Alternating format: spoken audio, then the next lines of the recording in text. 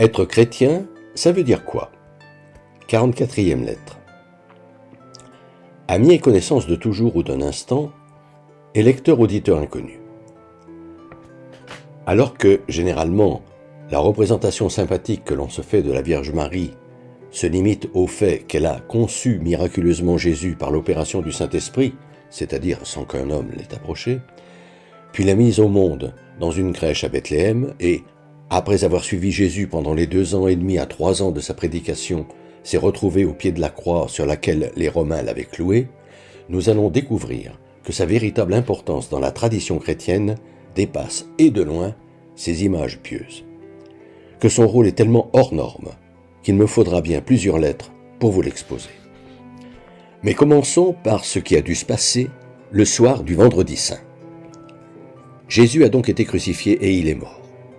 Apparemment, l'échec est total. C'est pourquoi j'ai envie de poursuivre cette lettre en écrivant « C'est fini ». Oui, l'aventure semble terminée.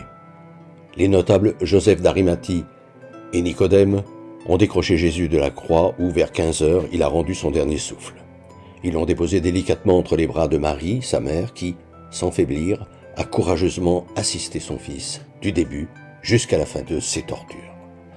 Elle savait en effet qu'elle vivrait cette horreur depuis le jour où, avec Joseph son époux, s'étant rendus au temple pour y présenter leur fils premier-né, Jésus, le vieux Siméon, que l'Esprit Saint avait averti qu'il ne mourrait pas avant d'avoir vu le Sauveur de l'humanité, s'était dirigé vers eux, avait pris le bébé dans ses bras et, après avoir remercié Dieu de lui avoir fait cette grâce, avait prophétisé à Marie tandis qu'il lui rendait Jésus, « Cet enfant amènera la chute et le relèvement d'un grand nombre. Et toi, un glaive te percera le cœur. » Mais être prévenu d'un tel destin dans le temple de Dieu ne dispense pas d'être une mère qui redoute de voir souffrir un jour son enfant. Et même si son souci premier fut dès lors de se conformer à la volonté de Dieu en élevant Jésus à la perfection, cette funeste prédiction qui la hantait ne l'empêcha pas d'être déconcerté quand, Jésus avait 12 ans, revenant du traditionnel pèlerinage de Pâques, elle et Joseph s'aperçurent à l'étape que leur fils n'était pas dans la caravane. Après l'avoir cherché en vain, ils étaient donc remontés affolés jusqu'à Jérusalem, où ils avaient enfin fini par le retrouver, qui discutait tranquillement avec les docteurs de la loi dans la synagogue du temple.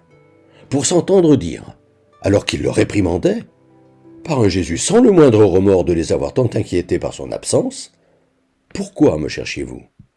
Ne saviez-vous pas que je me dois aux affaires de mon Père ?» Parole mystérieuse que sur le moment ni elle ni Joseph n'avaient comprise, et qu'ensuite Marie avait longuement médité, ne commençant à réaliser ce qu'elle voulait vraiment dire que bien plus tard, particulièrement ce jour où Jésus lui avait annoncé qu'il partait voir son cousin prophète Jean-Baptiste afin de vérifier que l'appel qu'il ressentait depuis toujours provenait bien de Dieu. Veillant dès lors à l'accompagner partout, puisque c'était ce que le Créateur attendait d'elle désormais, après que Jésus l'ait informé que, lorsque Jean-Baptiste l'avait baptisé, il s'était vu confirmer de façon formelle que sa vocation était bien celle dont il avait eu l'intuition. Tandis qu'il remontait de l'eau, les cieux s'étaient en effet comme déchirés et, descendant sous la forme d'une colombe, il s'était clairement entendu dire en esprit « Tu es mon fils bien-aimé, tu as toute ma faveur. » Afin d'assurer un minimum d'intendance au petit groupe des 12 amis, les apôtres, que Jésus avait rassemblés autour de lui, l'avaient rejointe en cours de route d'autres femmes qui aspiraient de toutes les fibres de leur être à la bonne nouvelle que Jésus proclamait, dont Jeanne, la propre épouse de l'intendant du roi Hérode, et Marie de Magdala qui s'échappait des corvées chaque fois qu'elle le pouvait pour boire les paroles de Jésus. Périple à travers la Galilée, la Samarie, la Judée et même les pays alentours, qui avait duré pratiquement 3 ans, jusqu'à ce vendredi noir, le pire que peut vivre une mère.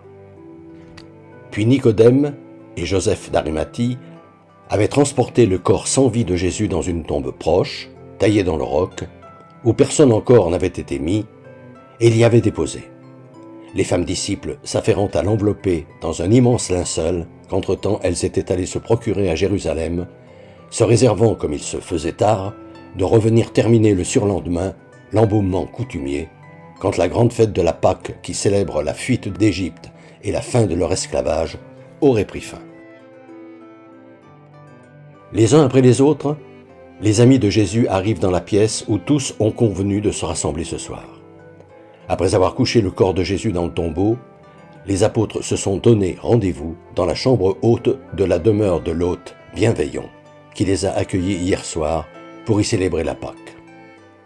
Ils arrivent en ordre dispersé, tout comme auparavant, par crainte des gardes du temple, ils se sont éparpillés au milieu de la foule rassemblée dans la salle du dallage où Pilate tenait son tribunal, et ont assisté à la mascarade de procès intenté sous des mobiles à dormir debout par les grands prêtres, afin de faire assassiner Jésus en toute légalité.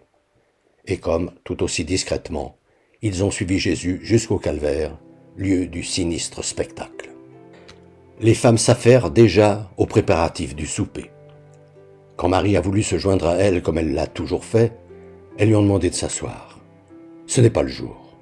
Pas ce soir. En silence, à peine éclairés par les lueurs tremblotantes des lampes à huile disposées tout autour de la pièce, les 12 prennent donc progressivement place les uns après les autres. Prostrés. Ou plutôt non, les 11. Car Judas, qui conduisait la cohorte venue arrêter Jésus, ne viendra pas. C'est normal. Quand, après avoir été contraint de conduire les soldats jusqu'au jardin de Gethsémani, désespéré, il s'est jeté dans les bras de Jésus, 3 fidèles d'entre les fidèles, Pierre, Jacques et Jean, qui avaient suivi Jésus au bruit que faisait la cohorte, ont entendu clairement Jésus lui dire « Ainsi, c'est par un baiser que le Fils de l'homme est livré. » Mais cette parole, ils ne l'ont pas comprise. Les événements qu'ils viennent de vivre les ont traumatisés à vie, si j'en crois la manière dont l'évangile de Jean et les actes des apôtres les ont rapportés. Étrangère au groupe, mais en connaissant tous les visages pour être allée plusieurs fois écouter Jésus à l'insu de son mari, Claudia Procula, la femme de Pilate, suivie de sa servante, entre et va embrasser Marie. « J'ai essayé de l'en dissuader, lui dit-elle tout bas. « Tu ne pouvais rien faire, répond Marie. C'était écrit. » Leurs regards plongeant l'une dans l'autre, elles esquissent un sourire. Enfin, Claudia se recule, en laissant traîner sa main sur l'épaule et le bras de Marie, puis elle se retourne et s'éloigne, saluant au passage tour à tour les apôtres d'un geste discret de la tête. Les embrasse tous une dernière fois du regard, et passe la porte. Elle va maintenant rejoindre Pilate pour se rendre au somptueux banquet de Pâques qu'aura organisé Hérode, le roi mécréant auquel Jésus n'a même pas daigné adresser la parole ce matin quand Pilate le lui a envoyé. Pilate, qui espérait peut-être se défausser d'un jugement qui, cela était clair pour lui, était truqué d'avance. Pilate qui, au contraire de ce que le commun des naïfs imagine, savait très bien qui était Jésus, avant que les grands prêtres ne le lui livrent.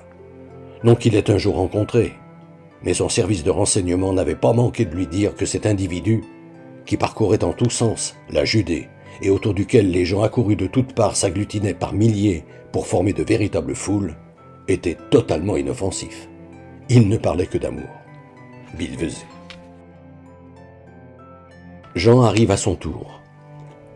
Encore secoué de pleurs spasmodiques que son adolescence n'arrive pas à contenir, il vise la place laissée libre à côté de Marie et s'assied. Il ne parvient pas à récupérer.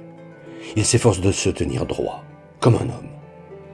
Tandis que Marie l'entoure de son bras, il laisse aller sa tête contre son épaule. Tout à l'heure, avant d'expirer, toutes celles et ceux qui étaient à portée de voix ont entendu Jésus dire à Marie du haut de la croix, « Femme, voici ton fils. » Puis à Jean, « Voici ta mère. » C'est fini? Non, tout commence. Dans ma prochaine lettre, je vous dirai comment l'Église a rendu sublime ces dernières paroles de Jésus. Fraternellement.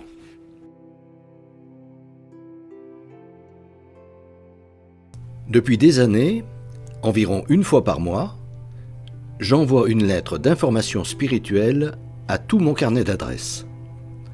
Le thème du moment est, depuis janvier 2019, être chrétien, ça veut dire quoi?